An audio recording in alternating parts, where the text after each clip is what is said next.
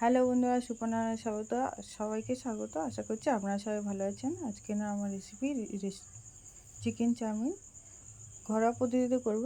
স্বাদটা একদম রেস্টুরেন্টের মতো লাগবে। যার জন্য আমি বিন কড়াই কেটে নিয়েছি, গাজর কেটে নিয়েছি, বাঁধাকপি, ক্যাপসিকাম সব কেটে নিয়েছি।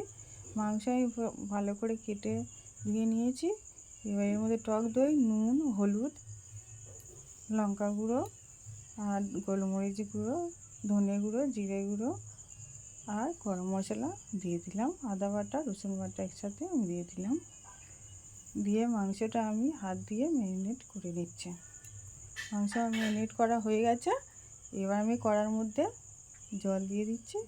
গ্যাস আমার আগে জ্বালা ছিল। এবারে পরিমাণ মতো জল দিয়েছি। এবার নুনের মধ্যে একটু দিয়ে দিলাম। সাদা তেলও আমি এখানে একটু দিয়ে দিলাম, যাতে চাউমিনটা সিদ্ধর পরে না গায়ে লেগে যায়। এবার আমি 2 প্যাকেট চাউমিন এর মধ্যে দিয়ে দিয়েছি। 10 টাকা করে যে প্যাকেট চাউমিন, সেই চাউমিন। দেখুন চাউমিন আমার সিদ্ধ হয়ে গেছে। চাউমিনগুলো এরকম গোটা গোটাই রাখতে হবে, নাহলে ঘেঁটে যাবে। ঘেঁটে গেলে ভালো লাগবে না। চাউমিনটা আমার এবার একটু সাদা তেল দিয়ে হাত দিয়ে আমি মেখে নিই। দেখুন কতটা ঝরঝরে হয়েছে চাউমিনগুলো। কড়ার মধ্যে আমি এবার সাদা তেল দিয়ে দিলাম। দিয়ে ম্যারিনেট করা মাংস আমি এখানে একটু ভাজা করে নেব।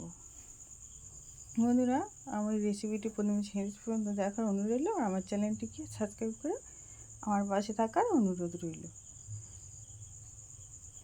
চিকেন আমার ভাজা হয়ে গেছে। এবার আমি অন্য একটা কড়াতে আদা কুচি আর রসুন কুচি দিয়ে একটু নেড়ে নিলাম। এবারে এখানে আমি পেঁয়াজটাও দিয়ে দিলাম। আমি খুব বেশি ভাজবো না, একটু হালকা হালকা করেই ভাজবো। এবার একটু আমি লঙ্কা কুচি এখানে দিয়ে দেব। লঙ্কাটাও আমি একটু হালকা হালকা করে ভাজবো। এবার ক্যাপসিকামটা আমি এখানে দিয়ে দিলাম। এটাকেও হালকা করে নেড়ে নিলাম। এবার আমি গাজরটা এখানে দিয়ে দিলাম, যেটাকেও নেড়ে এবার একটু বিন কড়াই আমি দিয়ে দিলাম। এবার একটু নেড়ে চেড়ে নিলাম। এবার আমি বাঁধাকপি কাটা ছিল, সেটাও আমি এর মধ্যে দিয়ে একটু নেড়ে নিলাম। এবার স্বাদ মতো একটু নুন আর একটু চিনি এখানে দিয়ে আমি একটু নেড়ে চেড়ে নিলাম। সবজিটা হালকা করে ভেজে এবার চাউমিনটা আমি এর মধ্যে দিয়ে একসাথে ভেজে নেব।